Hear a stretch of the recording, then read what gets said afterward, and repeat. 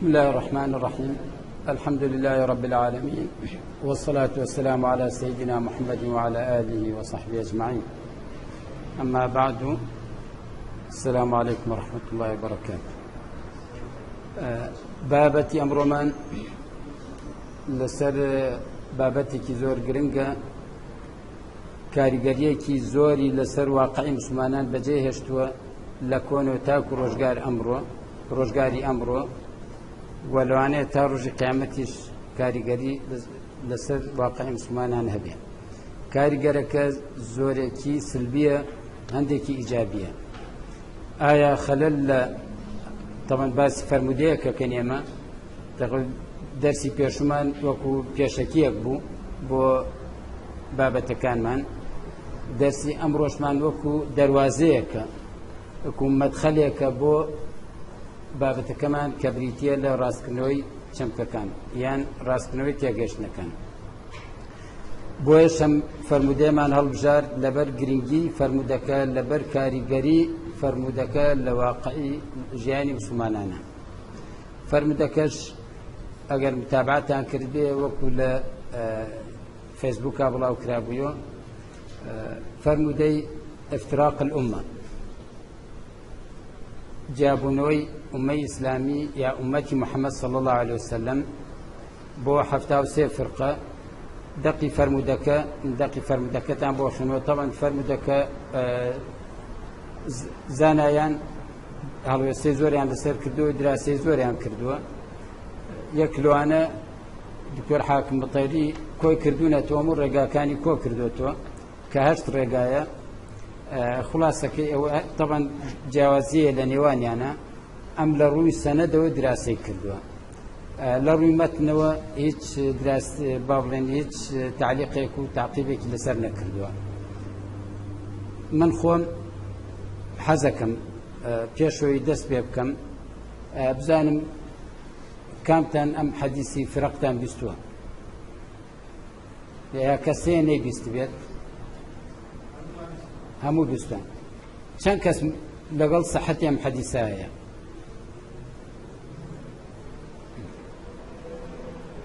چەند کەس لەگەڵ زەعفی ئەم حەدیسایە؟ زۆرینە. تەوا زۆر پێوەەر نییە، بەڵکو حجە و دەلیل پێوەرە. یا من ئەگەر بکرێت داوا لەو کەسانە بکەم کە مؤیدی ئەم هینەن بێن لێرە بە 5 دقە فکرەکەی خۆیان تەرحکەن بە مناسب ێزانن، من مامەڵە لەگەڵ با بڵێن ناوەڕۆکی فەرمودەکە بکەم، مامەڵە لەگەڵ سەنەدی مەسەلەی سەحەت و زەعفی حەدیسەکە ناکەم، مامەڵە لەگەڵ کاریگەری حەدیسەکە لەسەر واقعی خۆمان و چۆنێتی تێگەشتنی مسلمانان بۆی، و ئەگەر لە گریمانێکە بەڕاستماندانە چۆن مامەڵەی لەگەڵا بکەین. ئەگەر ئێمە من حەزەکەم کەم قسە بکەم، بەڵکو مۆزوعەکە وەکو نەدوەیەک بوروژێنم، ئێوە زیاتر قسەی کا بکەن. ئەم حەدیسی افتراق الأمة بۆتان بخوێنمەوە، هەندێ بە 5 دقەیەک بۆتان بخوێنمەوە. يكمن عن طريق عوف بن مالك باب كرتيك، يعني قال رسول الله صلى الله عليه وسلم: افترقت اليهود على 71 فرقة، فواحدة في الجنة و70 في النار، وافترقت النصارى على 72 فرقة، ف71 في النار وواحدة في الجنة، والذي نفس محمد بيده لتفترقن أمتي على 73 فرقة، واحدة في الجنة و72 في النار. قيل يا رسول الله من هم؟ قال: الجماعة. طبعا ما رواه ابن ماجه واللفظ له، وابن أبي عاصم واللالكائي، وكل من طريق عباد بن يوسف. إجا دعية تحليلك بابلين دراسيك بو دراسيكي سندي بو أمراويانا كان. أما روايتي كم روايتي دوم حديثي معاوية بن أبي سفيان كافرمي عن معاوية عن أبي عامر عبد الله بن لحي عن معاوية مرفوعا: ألا إن من كان قبلكم من أهل الكتاب افترقوا على 72 ملة، وأن هذه الملة ستفترق على 73، 72 في النار وواحدة في الجنة، وهي الجماعة. لرا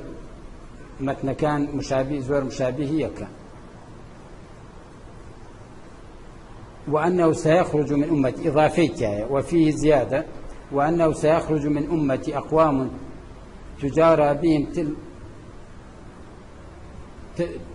تجاري بهم تلك الأهواء كما يتجارى الكلب لصاحبه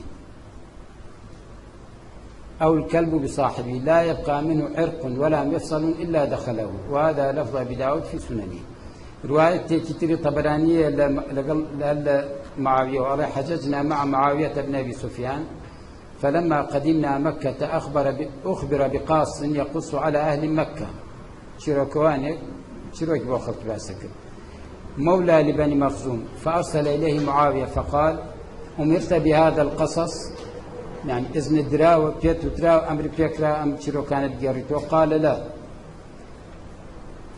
قال فما حملك على أن تقص بغير إذن؟ دار وقت خوي أروى هي النبوة وقت أروى أركسبه خوي بين النبوة بلكو يعني أبواء دار أبواء إجازة أبواء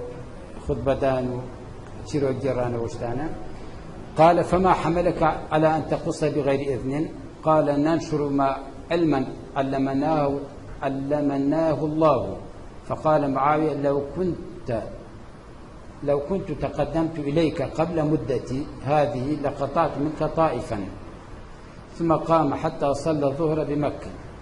وأبزام طائفا يعني قاشته وأبزام بقاش إنسان بقاش أقر من بزام مقصي قاشتي. ثم قام حتى صلى الظهر بمكة. ثم قال إن رسول الله صلى الله عليه وسلم قال إن أهل الكتاب افترقوا على 72 ملة وإن هذه الأمة ستفترق على 73 ملة، يعني الأهواء، وكلها في النار إلا واحدة وهي الجماعة.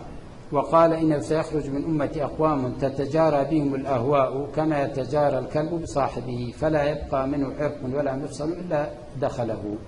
والله يا معشر العرب لئن لم تقوموا بما جاء به محمد صلى الله عليه وسلم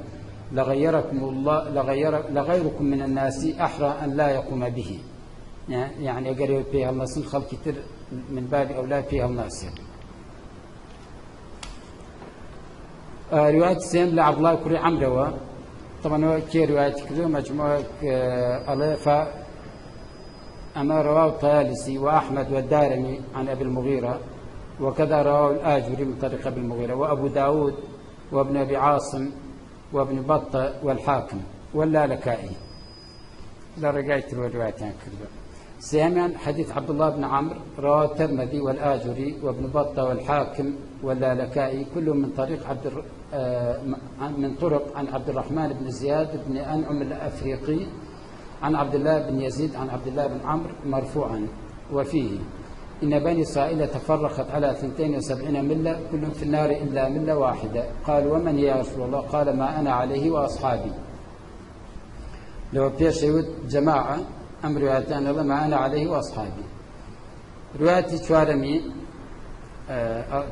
لسعد كريبي وقاسوية رواه البزاز والآجري وابن بطة كلهم من طريق موسى بن عبيدة عن عبد الله بن عبيدة عن عائشة بنت سعد بن أبي وقاص عن أبيها مرفوعا افترقت بنو إسرائيل على 71 ملة ثم إن أمتي ستفترق على مثلها كلها في النار إلا واحدة وهي الجماعة. للعدد كم ترى؟ في جم تخريج حديث عمرو بن عوف المزني للرجاء عوف المزني كم الفرق بين متن كان شابتان رواه الحاكم من طريق إسماعيل بن أبي أويس عن كثير بن عبد الله بن عمرو بن عوف عن أبي عن جدي مرفوعا ألا إن بني إسرائيل افترقت على موسى على 71 فرقة كلها ضالة إلا فرقة واحدة الإسلام وجماعتهم. بقدم حديث 7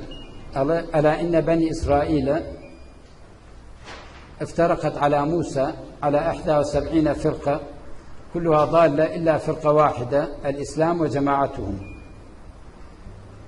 وإنها افترقت على عيسى بن مريم على 71 فرقة كلها ضالة إلا فرقة واحدة الإسلام وجماعتهم. يعني اللي يريد السر أتباع موسى حفتايوك أتباع موسى بو حفتايوك فرقة أتباع عيسى بو حفتايوك فرقة يعني حفتايوك تاني كلها ضالة إلا فرقة واحدة الإسلام وجماعتهم، ثم أنهم يكونون على 72 فرقة كلها ضالة إلا فرقة واحدة الإسلام وجماعتهم. حديث الششم عن أبي أمامة رضي الله عنه رواه ابن أبي شيبة وعنه ابن أبي عاصم عن قطن بن عبد الله، ورواه الطبراني واللالكائي والدائي والبيهقي من طريق حماد، كلهم قطن وحماد بن زيد وداود وغير إلى آخره. أما حديثك تفرقت بنو إسرائيل على 70 فرقة، فواحدة في الجنة وسائرها في النار، ولتزيدن هذه الأمة عليهم واحد، يعني حفتاويك نك حفتاوسين، فواحدة في الجنة وسائرها في النار. فقلت فما تأمرني؟ فقال عليك بالسواد الأعظم، عليك بالسواد الأعظم. قال فقلت في السواد الأعظم ما ترى؟ قال السمع والطاعة خير من المعصية والفرقة. وهذا لفظ رواية الداني.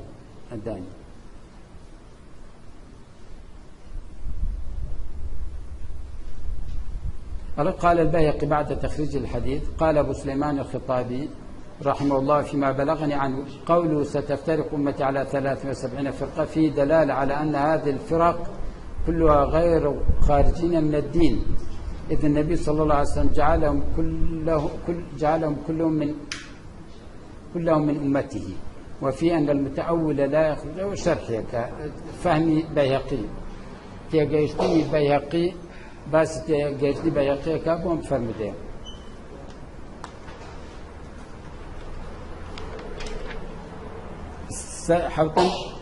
حديث أنس بن مالك في الافتراق رواه ابن ماجه وابن أبي عاصم كلاهما عن هشام بن عمار إلى آخره مرفوعا أن أمتي ستفترق على 72 فرقة كلها في النار إلا واحدة وهي الجماعة، يعني بس لرالة حفتها ودو.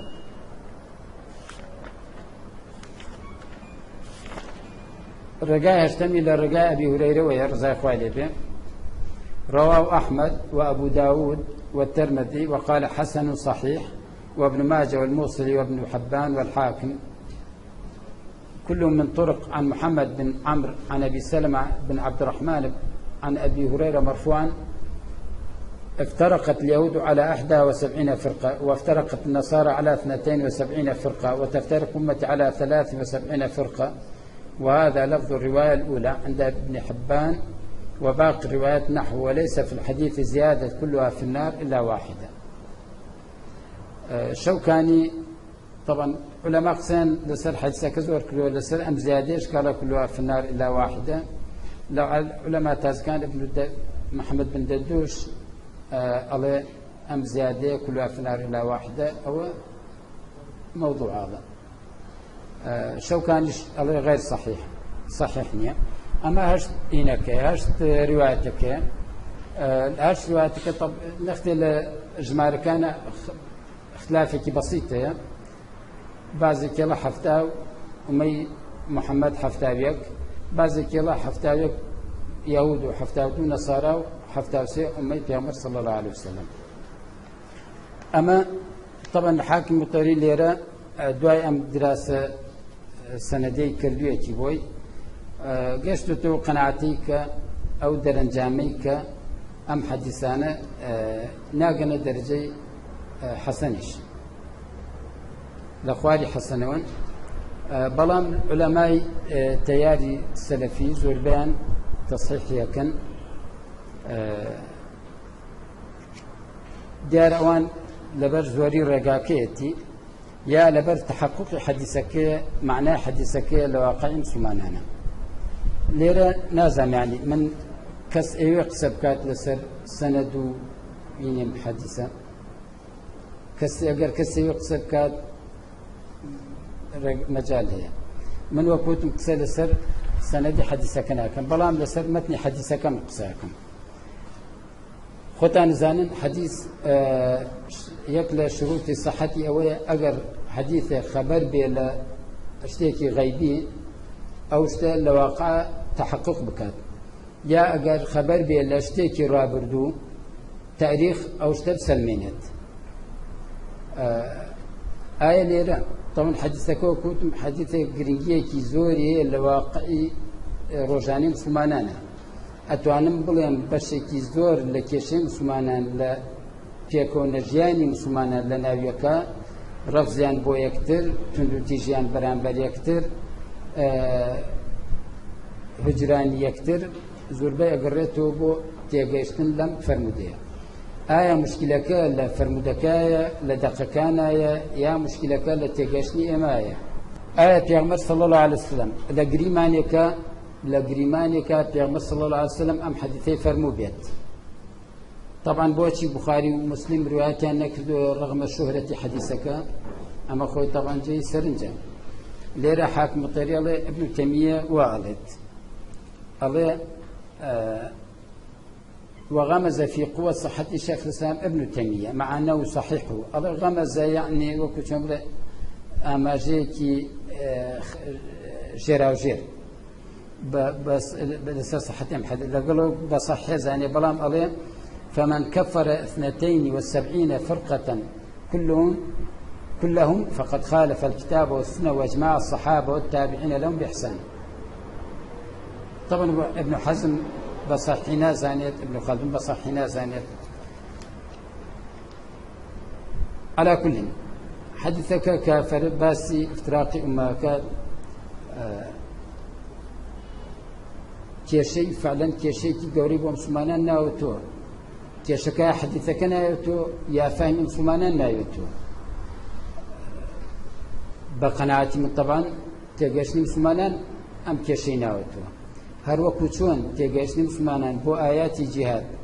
هەندێک جاروان لێکە بەرەو توندوتیژیان بەرێت ئاعتبار بۆ لایەنەکانی ئەو هاوسەنگیەی ئیسلام بشێوێنن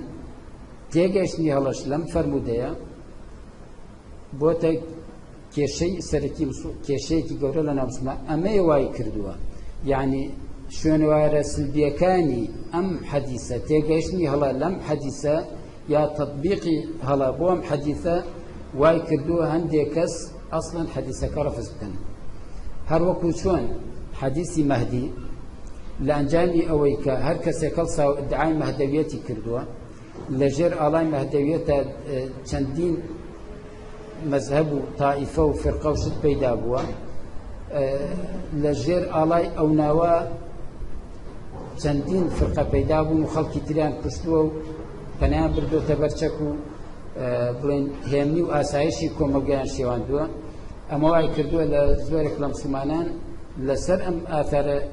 سلبیانەی ئەو فەرمودەیە ئەساساً ڕەفزی فکرەی فەرمودەکە بکەن حتا لەم دوایە پەیدابوونی فرقەی قادیانیە دەرهاوشتەی حەدیثی مەهدیە پەیدابوونی فرقەی بابیە و بەهائیە دەرهاوشتەی حەدیثی مەهدیە لە تاریخیشا زۆر بۆ لەو بابەت هەر کەسێ هەڵسا و ئیدعای مەهدەویەتی کردووە بە زۆر ویستوێتی خەڵکانی تر بخاتە جەر کەفی خۆی و کێشە و مەشاکل بۆ مسلمانان دروست بووە. مەسەلەی حەدیثەش حەدیثی ئیفتراقی ئوممە پێشەوە طبعاً مەتنی حەدیثەکە کە باسی ئەوە کات نەسارا دابەش بوون بۆ 71 فرقە یەهود بۆ 72 مسلمانان بۆ 73 ئایا عەدەدی حەفتاکە يعني 71 72 73 أو عدده مقصودة يعني إلا أبي أو عدده بجميرين يعني ما بس في أماجيك بو زوري أماجيك بو يكم سمانا زيادة تفرقة كتبينيانوا چونکە ما ئاەتمان هەیە باسی حەفتاکە و مەقسەدی حەفتانیە مەقسەدی ظاهری حەفتاکە نییە ئاەتێکە بۆ تەیئیس یعنی بۆ هیواک بۆ بێئومێدکردن باسی حەفتاکە مثلا فرمي اخوان فرمي اعوذ بالله من الشيطان الرجيم ان تستغفر لهم او لا تستغفر لهم استغفر لهم او لا تستغفر لهم ان تستغفر لهم 70 مرة فلن يغفر الله لهم پیغمبر صلی الله باسی منافقین له منافقین اخوان فرمي پیغمبر فرمي اگر استغفاریان بو بکە یانی بکەی اگر 70 جار استغفاریان بو بکەی خوار لیان خوش نابێ پیامبر صلی الله علیه وسلم تێگەیشت لە مرادی ئاەتەکە فەرمووی والله ئەگەر بزانم لە سەروی هەفتاوە استغفاریان بۆ بکەم خوالیان خۆشە بێ ئەم کرد معنای وایە ئەم ژمارەیە بۆ تەیئیسە بۆ بێئومێدکردنە نەکبەوەی کە عددەکە خۆی مەقسەد بێ ئەلێرە سەلام حەدیثە شەرت ئایا عددەکە خۆی مەقسوودە ئەگەر مەقسوودە ئەبێ تطبیقی حەدیثەکە لەسەر واقع ڕوویدا بێ مەسەن ئەبێ ئێمە بتوانین تا کاتی پێغەمبەر صلی الله عليه وسلم ئومەتی نەسارا 71 فرقیان لێ بژمێرین ولا أمة 72 فرقة ولا أمتي يهوديش 71 فرقة بجميرين بلام آية عمل التاريخ عروي داوة همو كتابي تاريخ بخوان روا ناتواني 71 فرقة ليهود و 72 فرقة للنصارى بجميرين همو يبقى بانجا كان دس أجميرين كواتا أمتني يستا أمتني كايا كباس يهود ونصارى آية أما بكينا بيوريك يعني خوي لما تقال الاستدلال بالمعلوم على المجهول آية أما بكنا بيوريك لسر صحيح نبوني فرمودك إضافة بويك لروي السند ضعيفة يا بابلين أجر جيش بلاي هندك حسنة بلاي زورينو لخواري حسنوية بلام آية أمتنا أم عدديك باس يهود ونصاراك تحقق نبوني يعني إنها تندي پەیدانەبوونی ئەو ژمارەی فەرمودەکە ئاماژەی پێداوە ئایا ئەکرێ ئەمە بکەینە بەڵگەیەک لەسەر ناڕاستی حەدیثەکە ضعفی حەدیثەکە چونکە لەوێ باس 72 کا بەڵام موجودی نییە نایتوانی بژمێری یان ئەوەیە ئەبێ بڵێ نەخێر عەدەدەکە خۆی مەطلوب نەبووە مەقسەد نەبووە بەڵام مەقسەد لێی زۆرەکەیە بلام آية يعني أمتي إسلام أمتي محمد مقصد لي أمتي استجابية يا أمتي دعوية يعني مقصد لأمتي بيغمر كافر أمتي من آية مقصد لي أمتي يعني هم بشرية ياتنا مسلمان بوي چونكتو يعني استا خوتان زانن لسر زاوية هیچ پێغەمبەرێکی تر ئەگەر زندوش بێتەوە بۆی نییە داوا بۆ دینەکەی خۆی بکات کەواتە تاقە پێغەمبەرێک کە مجازە لە دوای هاتنی پێغەمبەری خۆمان و تا ڕۆژی قیامەت بانگەشە بۆ دینەکەی خۆی بکات لە لای خواوە بۆی غەڵەت لێم تێ نەگەن هەندێک وابزان بڵێن ڕێگای خەڵک با بڵێن ڕێگای خەڵکی تراگرین نە دەسەڵات ئەمە لە دەسەڵاتی کەسانی خوش ئەزنی پێ نەداوین وەکو کردەیی بەڵام وەکو مەبدەئیەن لەلایەن خواوە هیچ پێغەمبەرێکی تر ئەگەر زندوش بێتەوە بۆ نییە بانگەشە بۆ دینەکەی خۆی بکات بەڵکو بێ بانگەشە بۆ دینەکەی پێغەمبەر بکات سڵاو عەلەیهی وەکو لەو فەرمودەی کە جارێکیان پێغەمبەر سڵاو عەلەیهی وسەلەم بەدەستی عومەر کوڕی خەتابەوە وەرەقەیەک لە پارچەیەک لە تەورات ئەبینێ فەرمێ ئەپرسێەوە چییە عومەر ڕزای خوا لێ فەرمێەوە تەوراتە لە برایەکی یەهودی وەرگرت پێغەمبەر سڵاو عەلەیهی وسەلەم تووڕە بوو فرموي والله أجر موسى زندوبي لناوتانا ما حل له إلا أن يتبعني بوينيا إلا يعني هيك بوينيا جقال دواكوتي من هيك شتيك تريبونيا كواتا أمرك تاقى في غنبريك كحقي دعوي هي للان خواوة ما في بيدرا والدعوة بكات في غنبري إسلام في غنبري خوما صلى الله عليه وسلم كواتا آية مقصد لم أمي دعوية طبعا هي اللي عندي العلماء أظن ما أمي دعوية لكن لو أنا مثلا بوطي محمد سعد رمضان البوطي رحمة خوالي به خوالي خوش به أو على مقصد لي أمي دعوية بو چونك با حديثك كفرمي نصارى بون يهود بون حتى يكفرقا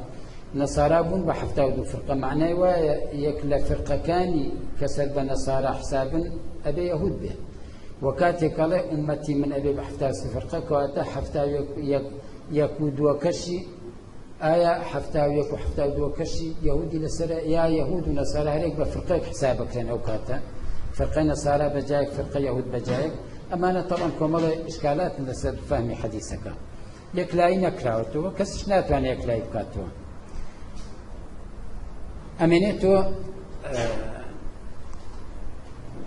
أمينته تطبيق حديثك لواقع مسلماننا تطبيق شون تو أم حفتاو دو حديثات أم حفتاو سي فرقية شون مضموني أم حديث الواقع ترجمة كي بواقعي مسلمان آية مقصدي پیغمبر صلى الله عليه وسلم لو تني أمسك لو منطلقه قصة كان حديث الراسته كبيغمبر فرمويتي صلى الله عليه وسلم آية مقصدي پیغمبر لو تني أم فرموديه چی بوا آية مقصدي أو بوا هر كومالك هلسيتو خوي بلا من فرقة ناجيم ومن تنام أهلي باشتو شمشيرتي بدسو بي وغير خوي برو جهنم بريد حكمي كفر وجهنم بدو بسر خلقي ترابات كأمره كأمل واقع مسلمانان آية بو أويك هركسي هلسيتو تسكي خوي بكاتو شهادت بو باشبوني أهلي باشبوني خوي بداتو خلقاني كي تر بير بنيري بو جهنم آية أجر وابد مثلا بجوري فهمي عندك لمسلمانان به آية أشاعرة وما تريدية رغما عن فضلا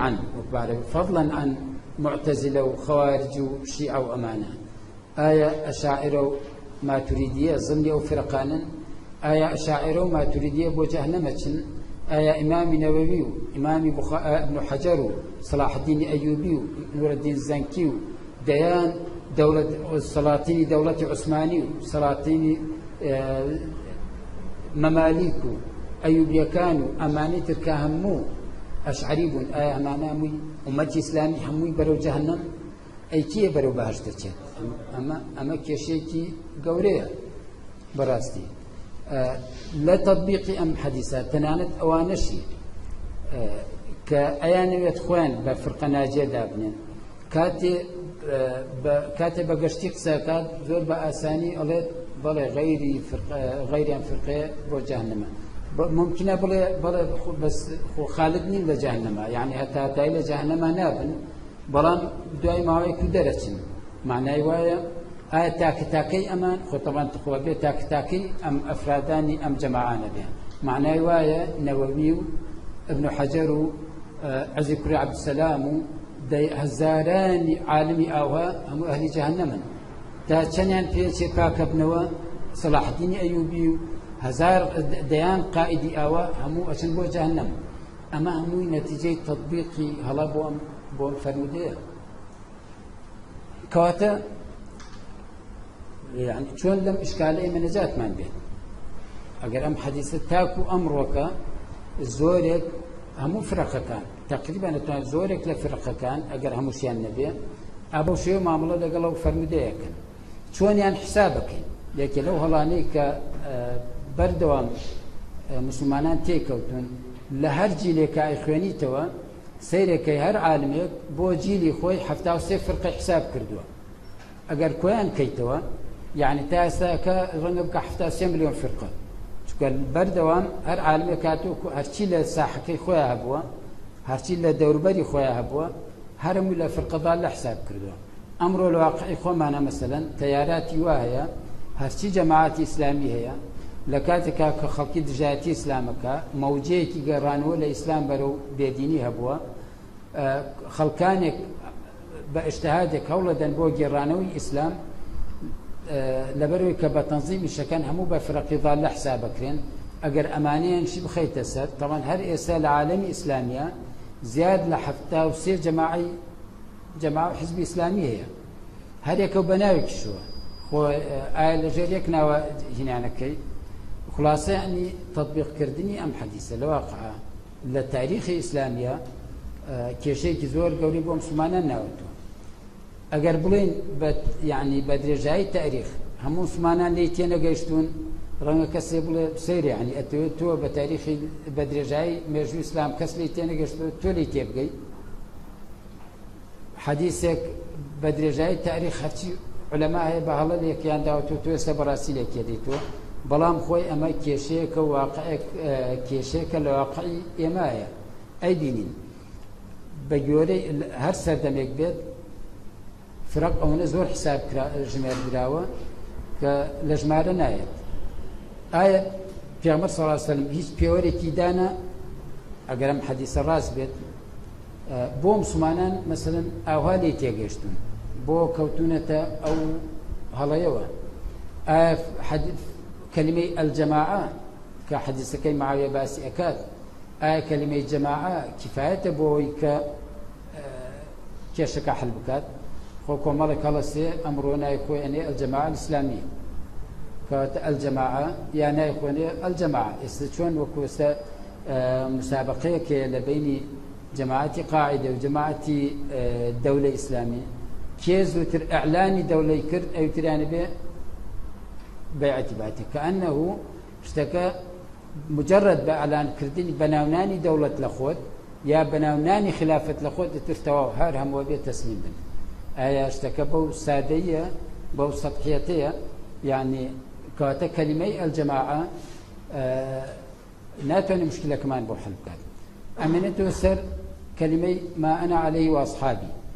طبعا ما أنا عليه وأصحابي معمولة هريك وبشوية تفسيرية كان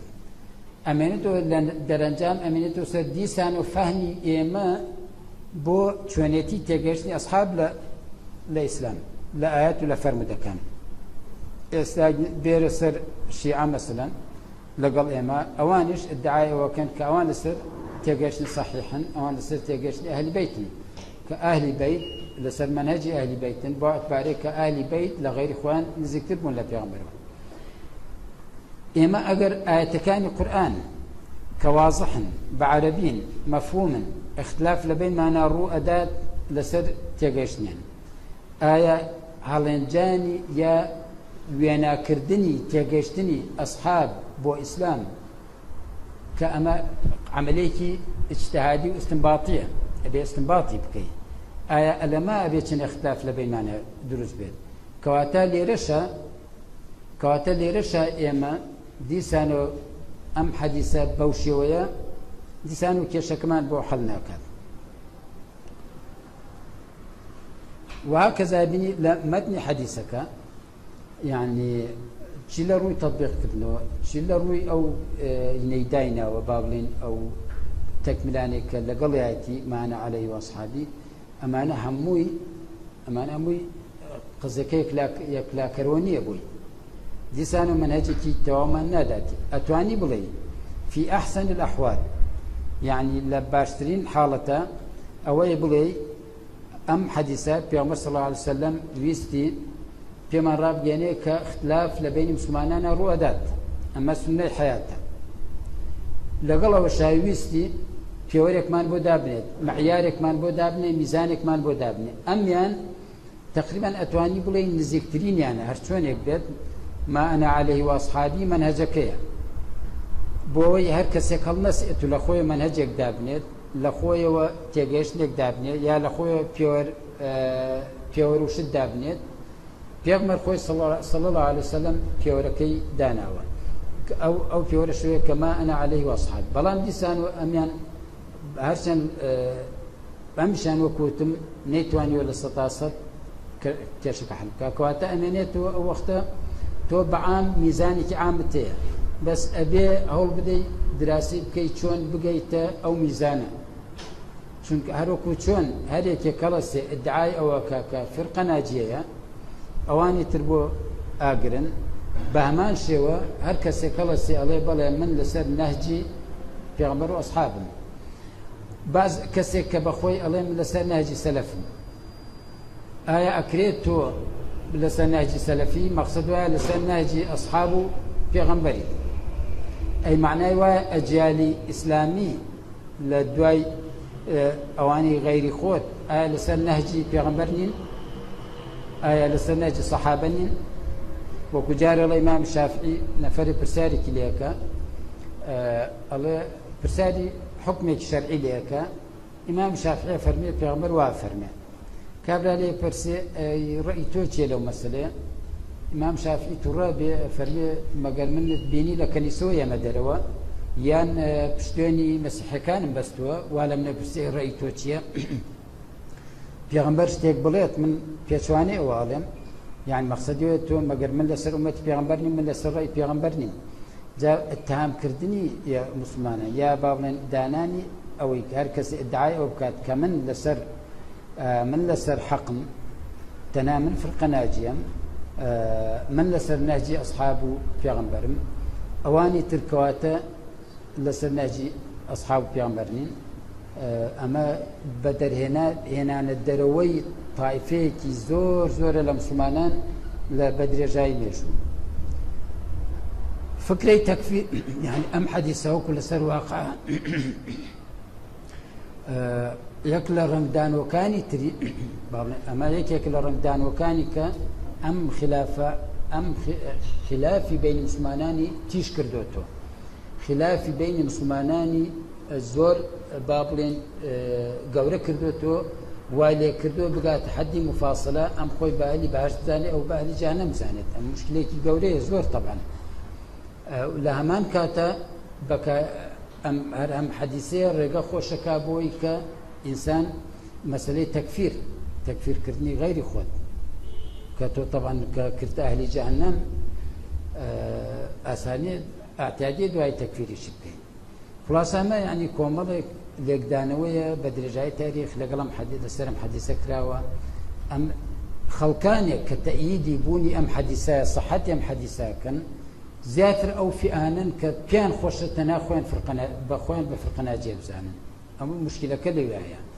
یعنی خۆیان دان بە صحەتی ئەو حەدیثانانیان تا پێشوعدە بڕیاران نەدابێت کە خۆیان تەنها خۆیان فرقە ناجێن وەکو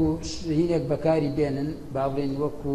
دۆکمنتێک بۆ خۆیان یا وەکو شمشێرێکی مسەڵەت لەسەر خەڵکی تر بۆی دوای ئەوان بکەون تەفکیر و بیرکردنەوەی ئەوان پەسەند بکەن بە قەناعەتی من یان بە تێگەیشتی من بۆ ئەم حەدیثە لە حاڵی سەحەتیە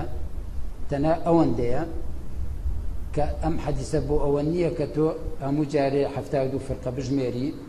چونکە عادەتەکە مەقصود نییە مەطلوب مەقصود نییە هیچ پێوەرێک نییە بۆ پیوانی حەدیثەکە بۆ پیوانی فرقەکان پیوانەکان نەدراون عولەما بە اجتیهادی خۆیان باسییان کردووە کە یعنی ئەساسەکانیان باس کردوون کە مەسەلەن خەوارج معتەزیلە شیعە مرجئە کۆمەڵی فرقیان لە تاریخە باس کردووە لەم فرقان و لە هەر یەک لەم فرقان و دەیان فرقەتر پەیدا بووە سەری هەڵداوە ئایا ئەعتمادی چی پێوەرێک بکرێت چی معیارێک بکرێت بۆ دانانی کامە فرقەی ضالەیە کامە فرقەی ناجیە من وا تێگەمە ئەم حەدیثە بۆ ئەوە نەبووە مسلمانان وای لێ تێبگەن ئاوا تەطبیقی بکەن تەنها بۆ ئەوە بووە کە مسلمانان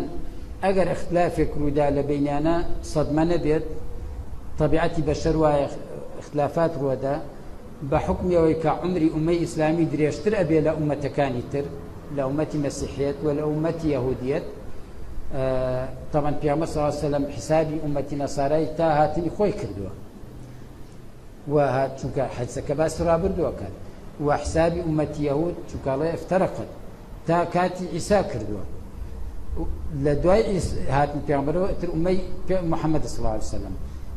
بيغمبر صلى الله عليه وسلم رانغا كسي برسيبوشي أمتي محمد زياتر تفريقيتها كبير جاو كوتيشم آية مقصد لي أمتي إجابة يا أمتي دعوة ويقول أخويا كيشيكا يكلاي نكراوتو آية كيشي يكلا كيشي مسلمانا لأمتي دعوة استجابة شا لأمتي استجابة شا يكسر هاتوا بس بيشايتوا بإسلامي كانوا هاتوا بيشايتوا بمتدين كانوا أيام متدين كان دابش كابو حتى وسفرقا أترمسها أول لنا مسلمانانا أبيبا ماركسي أبيبا علماني أبيبا هرتيا فكري كتير هلا قريت أمانة كأنه أمان خارجي قوس أمان معنيين بفرمودك أوي كمعنية بنفرمودك كأنه تنا أوانا كمتدينا أماش طبعا يكيك التطبيق حرى غلط كان شو أو كاتبي بكيوتا يعني بكيوتا ناو مسلمانان ناو متدين كان ناو أواني كلام سردما أبو إسلام هولدان بكيوتا ناو أوانو دي دران بيان كدروا أميان زوربي زوري بكدروي حلبكوا بكدروي بابلين چوارچێوکە و بیان کەدەر و تەناخۆت بێڵەرەوە یعنی ئومەی ئیسلامی ئەوەنە تەس بکەیتەوە لە مسلمانە غەیرە ئیسلامیەکەی لێ کردوتەتە دەرەوە ئۆڵڕەدی وەکو بە ئینگلیزیاڵێ اینجا دوایی ئومەی ئیستیجابە یا متەدەینەکانیش ملتەزمەکانیش هەتی ئەوانیش بەشی زۆر زۆری کردوتە دەرەوە کێت بۆ هێشتوتەوە فئەیەکی زۆر کەم کە زیاتر با بڵێن فرقەی حەنابیلەیە حەنابیلەیە لە سەردەمێکا پێوترا حەنابیلە لە وەختێکا پێوترا وەهابیە لە ئێستا پێوترا سەلەفیەت کەواتە یعنی حەسرکردنی ئیسلام ئومەی ئیسلامی ئەوەی عەرەبی تیانە تەوان سەلەفیەت با للعلم زۆرتر لەناو عەرەبەکانە هەیە لە تورکیا و لە با بڵێن تر بەرەو شەرق بڕۆ کەمترە بێتەوە بەرەو غەرب بڕۆ کەمترە بێتەوە لە ئەندەنوسیا و لە مالیزیا و لە هندستان و لە تورکستان و لە تاجیکستان و لە ئۆزبەکستان و ئەمانە داوای تەسەوف زیاتر زاڵە و خاصەن ئەم تورکمانستان و تاجیکستان و ئۆزبەکستان و ئەمانە کەواتە تۆ یعنی ئومەی ئیسلامی هەمووی لەم درێژای تاریخ لە ئومەی ئیسلامیە فئەیەکی زۆر کەم حکمت بەسەرا داوە کە ئەچێتە بەهەشت مابەقیەکەی ئەچێتە جەهەنەم ئەمە طبعا مەفهومێکی زۆر خەتەرە زۆر سلبیە لەسەر مسلمانان وەوانشی کە مسلمانە اتهامەکەن بە تەکفیر حەقیان نییە کەواتە یعنی ئەگەر ئەو پەڕی مەقسەد لەم حەدیثە ئەوە بوو بێ کە پێغەمبەر صلی الله علیه وسلم ویستوێتی پێمان ڕابگەێنێ کە اختلاف ڕۆدا لە بینمانە و شتەکەی نزیک کردوێتەوە لێمان منهجێکی عامی داینەتی بۆی هەوڵ بدەین بیگەینێ بیدۆزینەوە کەوش نەهجی خۆی و سەحابەیە ئەو پێوەرەی داینەتێک ئەوش بۆی هەوڵی بۆ بدەین نەک بۆ ئەوی بەکاری بێنین وەکو چەکێک بەسەر خەڵکیان تەکفیری بکەین هەروەکو حەدیثی نزولی خوا کە حەدیثەکە باسیەکات پێغەمبەر مەبەستی ئەوە بووە کە لەو کاتانە مەظەنەی ئیخلاص و صدق و قبولی دوعایە ئەصحابی شوالێ تێگەشتن کە لە کاتی سحورە شەونێش بکەن و دوعا بکەن بەڵام ئێمە ئەمڕۆکە ئەو مەفهومە خەینە ئەولاوە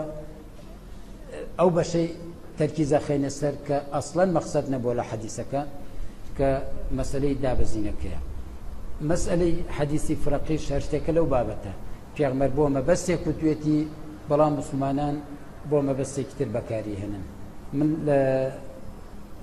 ئەگەر آخر تەشبیهی خۆم یعنی آخر جملەی خۆم بە فەهمی خۆم بۆم حەدیثە ئەگەر بکرێ بیش بهێنم بە ئەم حەدیثی افتراق الأمة ئەیشو بهێنم بە دارێک ئەم دارە قەدێکی زۆر گەورەی هەیە ئەچێ بە ئاسمانە تا لە ڕۆژی هاتنی پێغەمبەرەوە تا ڕۆژی قیامی ساعە ئەم دارە هەر لە بەرزبوونەوە بە درێژایی ئەم چەند هەزار ساڵە دەیە پێنجە پانزە بیستە بە درێژایی ئەم دە پانزەهزار ساڵە 72 فرقەی لێجا بێتەوە سەواد الأعظەمەکە وەکو لە حەدیثێکیانە باسی سەواد الأعظەمەکات سەواد الأعظەمەکە ئەم ناوقەدەکەیەتی ئەوانەی کە جا ئەبنەوە ئەتر ئەم ناوقەدە کە کۆن ناینورا ئاهلی سونە و جەماعە هەندێک بە هەڵە یا بە عەمدی ئەیانوێ بەشێکی زۆری لە مسلمانان لەم ئاهلی سونە و جەماعە دەربکەن و تەسکیکەن و وای لێ بکەن کە تەنها لقێکی باریک لقێکی بچووک شمول بکات ئەمە تێگەشتێکی هەڵەیە الله ئەعلەم من وای ئەزانم کە لە حاڵەتی صحەتی حەدیثەکە تەطبیقی عەمەلی ئەم حەدیثە ئەوەیە ئاوا بۆی بڕوانی لەم سەردەمە ئەگەر بیخێتە سەر مەسەلەن ئەبێ پێشەوە ئیسلامیەکانی بخێتە سەر ئەبێ ئەڵمانیەکانی بخێتە سەر ئەبێ ئەو کوردە ئەو مسلمانانەی کە بوون بە مارکسی ئەوانەی بخێتە سەر ئەو مسلمانانەی کە بوون بە شتێکی تر بە لە ئیسلام و ئەزانێنا أقول قولي هذا واستغفر الله وصلى الله على